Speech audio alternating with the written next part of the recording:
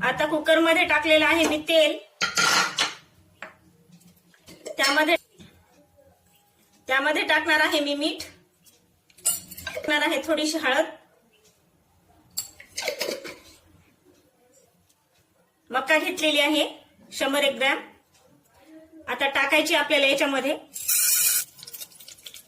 आणि हे आपल्याला असं ह्या मका फुलेपर्यंत आपल्याला फिरवत राहायचे.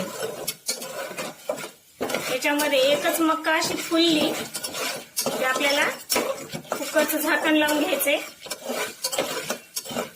कुकरची शिट्टी आणि वायसर काढून घ्यायचे आपल्याला कुकरच्या झाकणाचं. अगदी 5 मिनिटांमध्ये पॉपकॉर्न तयार होतात आपले.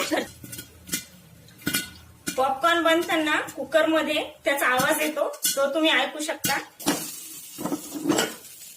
तुम्ही बघू शकता अगदी कमी वेळा